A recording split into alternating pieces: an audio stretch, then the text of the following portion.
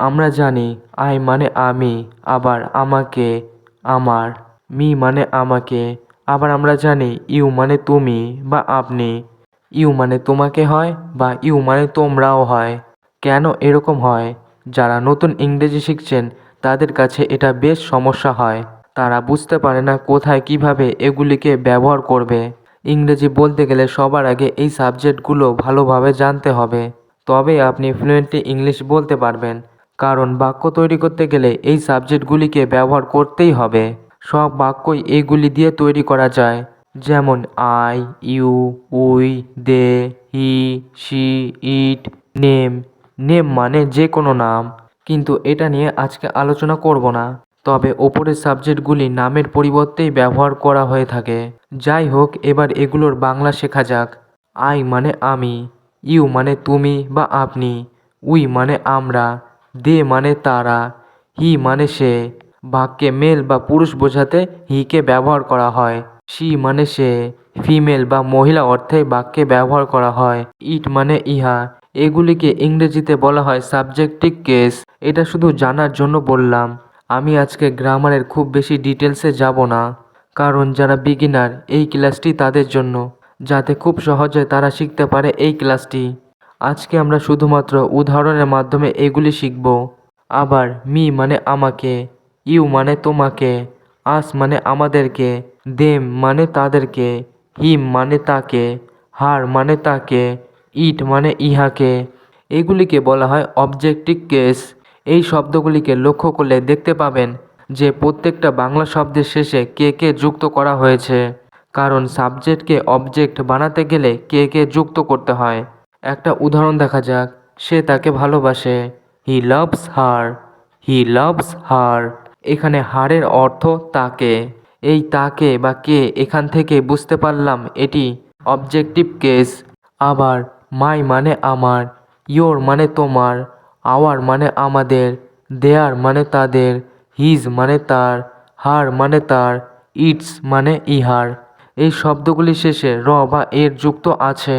আর ইংরেজিতে এই প্রোনাউনগুলিকে বলা হয় পজিটিভ প্রোনাউন। চলুন একবার চারটি ভালো করে দেখে নেওয়া যাক। আই, আই মানে আমি, তা থেকে হলো মি, মি মানে আমাকে। মাই, মাই মানে আমার। ইউ, ইউ মানে তুমি বা আপনি, তা থেকে হলো ইউ, ইউ মানে তোমাকে। ইয়োর, ইয়োর মানে তোমার। উই, উই মানে আমরা, তা থেকে হলো আস, আস মানে আমাদেরকে। আওয়ার, আওয়ার মানে আমাদের। দে, দে মানে তারা, তা থেকে হলো দেম, দেম মানে তাদেরকে। দেয়ার, দেয়ার মানে তাদের। হি, হি মানে সে। হিম, হিম মানে তাকে। হিজ মানে তার। শি, শি মানে সে, তা থেকে হলো হার, হার মানে তাকে। হার, হার মানে তার। ইট, ইট মানে ইহা, ইট মানে ইহাকে। ইটস, ইটস মানে ইহার।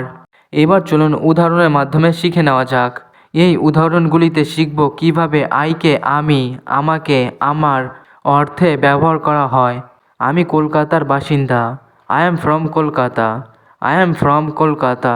এখানে আই মানে আমি, ফ্রম কলকাতা মানে কলকাতার বাসিন্দা বা কলকাতা থেকে। কিন্তু বাক্যটা কমপ্লিট করতে গেলে একটা ভার্বের দরকার। এখানে অ্যাম হলো আমাদের ভার্ব।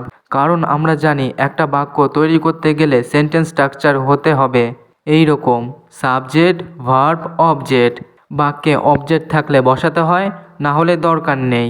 এবার দেখব আইকে কিভাবে আমার অর্থে ব্যবহার করা হয়। যেমন আমার দুই ভাই আছে। I have to brothers. I have to brothers. এখানে আই মানে আমি হলো না, হলো আমার। হ্যাভ মানে আছে, টু ব্রাদার্স মানে দুই ভাই। যখন কোনো কিছু অধিকারে আছে অর্থে হ্যাভকে ব্যবহার করা হয় তখন আয়ের অর্থ আমার হয়ে যায়। আরেকটা উদাহরণ দেখা যাক। আমার একটি পোষা কুকুর আছে। I have a pet dog. I have a pet dog. এখানে আই মানে আমার, হ্যাভ মানে আছে। ঠিক একইভাবে হি হ্যাজ আর শি হ্যাজ মানে তার আছে। এখানে হি বা শি মানে হবে তার। ইউ হ্যাভ মানে তোমার আছে। এখানে ইউ মানে তুমি হবে না, তোমার হবে। উই হ্যাভ মানে আমাদের আছে। উই মানে আমরা।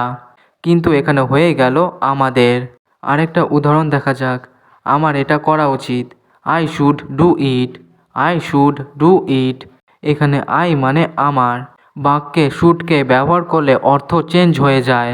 আমার একটি ছুটির প্রয়োজন। I need a vacation. I need a vacation. বাক্যে নিড ব্যবহার করলে আয়ের মানে আমার হয়ে যায়। আমার একটু সাহায্য দরকার। I need some help.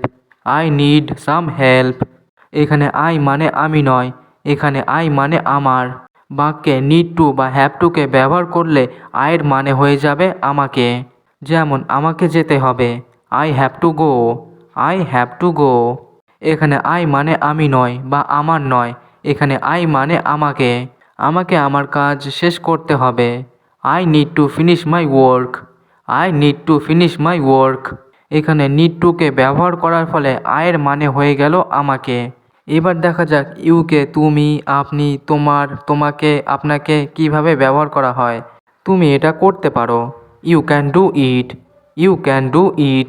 এখানে ইউকে তুমি অর্থে ব্যবহার করলাম। তোমার ডাক্তারের কাছে যাওয়া উচিত। You should see a doctor. You should see a doctor. এখানে ইউ মানে হয়ে গেল তোমার, কারণ বাক্যে আমরা শুডকে ব্যবহার করেছি। তোমাকে আরও সতর্ক হতে হবে। You need to be more careful. You need to be more careful. এখানে ইউ মানে হয়ে গেল তোমাকে, কারণ এখানে আমরা নিড টুকে ব্যবহার করেছি। তোমার আরও কঠোর পরিশ্রম করা দরকার। You need to study harder. You need to study harder. এখানে নিড টুকে ব্যবহার করার ফলে ইউ এর অর্থ হয়ে গেল তোমার। তোমার বিশ্রাম নেওয়া দরকার। You need to relax. You need to relax. তোমার কণ্ঠস্বর খুব সুন্দর। You have a lovely voice. You have a lovely voice. এখানে ইউ মানে হয়ে গেল তোমার, কারণ এই বাক্যে আমরা হ্যাভকে ব্যবহার করেছি আছে অর্থে। এখন তোমার বিশ্রাম নেওয়া উচিত। You should rest now. You should rest now. এখানে ইউ মানে তোমার, কারণ বাক্যে আমরা শুডকে ব্যবহার করেছি। তোমার খুব ভালো রসবোধ আছে। You have a great sense of humour. You have a great sense of humour. তোমার আবার চেষ্টা করা উচিত। You should try again. You should try again. তোমাকে ক্লান্ত দেখাচ্ছে। You look tired. You look tired. আজ তোমাকে অন্যরকম দেখাচ্ছে। You look different today. You look different today. এখানে লুক ব্যবহার করার ফলে ইউ এর অর্থ হয়ে গেল তোমাকে। তোমার একটা বিরতি দরকার। You need a break. You need a break. এখানে ইউ এর অর্থ তোমার। আশা করি এই ভিডিওটি আপনার কাজে আসবে। সবাই ভালো থাকুন আর আমার সাথে ইংরেজি শিখতে থাকুন। দেখা হচ্ছে নেক্সট ভিডিওতে।